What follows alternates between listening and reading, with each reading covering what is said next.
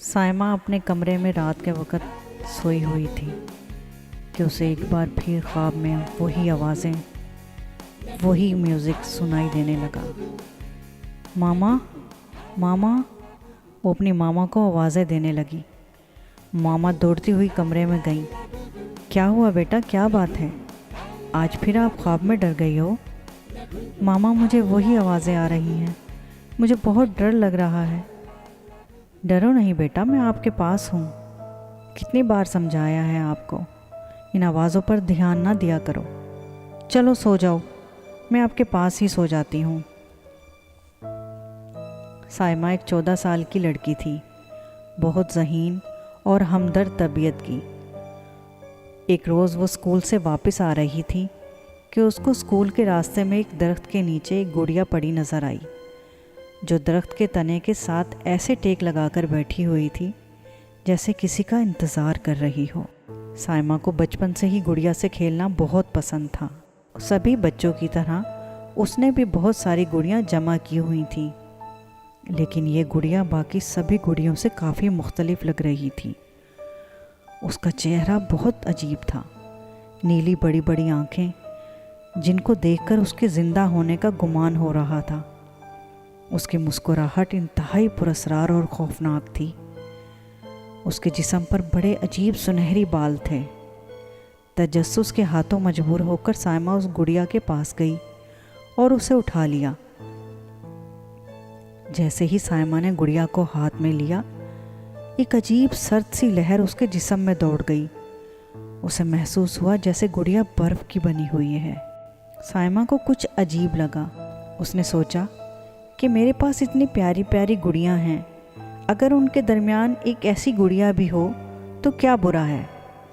نہ چاہتے ہوئے بھی وہ اسے اپنے ساتھ گھر لے آئی۔ گھر آ کر اس نے وہ گڑیا اپنے بیڈ روم میں اپنی باقی گڑیوں کے ساتھ شیلف میں رکھ دی، لیکن گھر میں کسی کو بھی اس کے بارے میں نہیں بتایا، کیونکہ اگر وہ اس کے بارے میں بتاتی تو ماما بابا سے ڈانٹ پڑتی کہ کسی بھی چیز کو بنا اجازت کے ہاتھ نہیں لگاتے اور نہ ہی باہر پڑی ہوئی کسی چیز کو اٹھا کر گھر لاتے ہیں۔ یہ بات اس کی ماما نے اس کو بہت مرتبہ سمجھائی تھی، لہٰذا اسی وجہ سے وہ چپ تھی۔ رات کو جب سب گھر والے سو گئے تو اس نے اس گڑیا کو اٹھا کر غور سے دیکھنا شروع کر دیا۔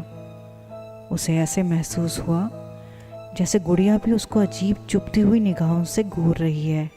ایک عجیب سنسنی سی اس کے جسم میں دوڑنے لگی۔ جلدی سے سائمہ نے اس گڑیا کو اپنی الماری میں بند کر دیا اور خود بیڈ پر جا کر سو گئی۔ رات آدھی ہی گزری تھی کہ سائمہ کو اچانک اپنے چہرے پر انجانی سی نظروں کا احساس ہوا۔ بے چینی اور گھبراہٹ کے عالم میں اس نے جیسے ہی آنکھ کھولی تو دھک سے رہ گئی۔ وہ خوفناک شیطانی چہرے والی گڑیا اس کے بالکل پاس ہی لیٹی ہوئی تھی اور اس کے چہرے پر وہی شیطانی مسکراہٹ تھی۔ گھبراہٹ میں اس کے منہ سے چیخ نکل گئی۔ چیخ کی آواز سن کر اس کے ماما دوڑتی ہوئی اس کے پاس آئیں اور پریشانی سے بولی، کیا بات ہے بیٹا، کیا ہوا؟ کوئی خواب دیکھا ہے کیا؟ سائمہ کے چہرے پر ہوائیاں اڑ رہی تھیں۔ اس نے مڑ کر جو اپنی بائیں طرف دیکھا تو وہاں وہ گڑیا موجود نہیں تھی۔ اسے لگا شاید وہ اس کا وہم تھا اور واقعی خواب میں وہ ڈر گئی ہوگی۔ سائمہ کی امی نے اس پر کچھ دعائیں پڑھیں اور اس کو سلا دیا۔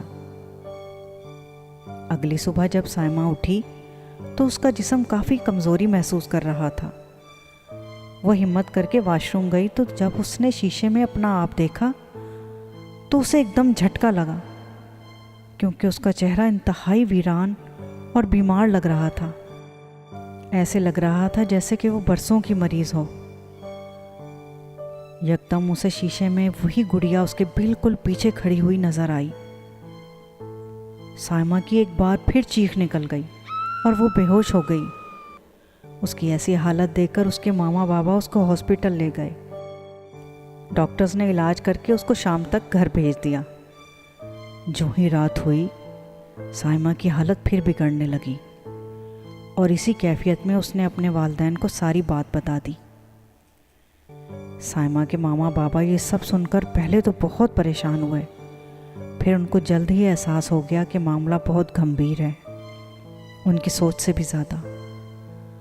ہوا یوں کہ سائمہ کے بتانے کے بعد اس کے بابا نے گڑیا کو الماری سے نکالا اور اس کو باہر سڑک پر پھینک آئے اور گھر آ کر سو گئے۔ رات نیند میں سائمہ کو اسی شیطانی گڑیا کا چہرہ بار بار خواب میں نظر آتا رہا۔ وہ ڈر کے مارے سو نہ پائی، لیکن جب اس کی آنکھ کھلی تو اسے اپنی ماں کے رونے کی آواز آئی۔ ایسا لگ رہا تھا جیسے وہ کسی بات پر بابا سے لڑ رہی ہیں، چلا رہی ہیں اور ساتھ ساتھ رو بھی رہی ہیں۔ سائمہ بھاگتی ہوئی ڈرائنگ روم میں گئی۔ وہاں جا کر دیکھا تو کوئی بھی نہیں تھا، البتہ کھانے کی میز پر وہی شیطانی گڑیا لبوبو بیٹھی ہوئی تھی۔ سائمہ کا تو جیسے اوزان ہی غطا ہو گئے۔ اس نے زور زور سے اپنے والدین کو آوازیں دیں۔ وہ دونوں بھاگتے ہوئے آئے، سے میز کی جانب اشارہ کیا۔ وہاں اسی ڈول کو بیٹھے ہوئے دیکھ کر سب کا خون خشک ہو گیا۔ سائمہ کے والد اصغر صاحب اسی روز ایک عامل کے پاس گئے، کیونکہ وہ جان چکے تھے کہ اس سے جان چھڑانا مشکل ہے۔ عامل نے آ کر جب اس شیطانی گڑیا کو دیکھا تو دیکھتے ہی پریشان ہو گئے اور بولے، یہ شیطانی گڑیا آپ کو کہاں سے ملی؟ یہ کوئی عام کھلونا نہیں ہے، بلکہ ایک شیطانی گڑیا ہے، اور اس کی نحوست آپ کے گھر میں پھیل چکی ہے۔ میں کچھ عمل کرتا ہوں تاکہ آپ کا گھر اور آپ کی بچی دونوں کو اس سے نجات مل جائے۔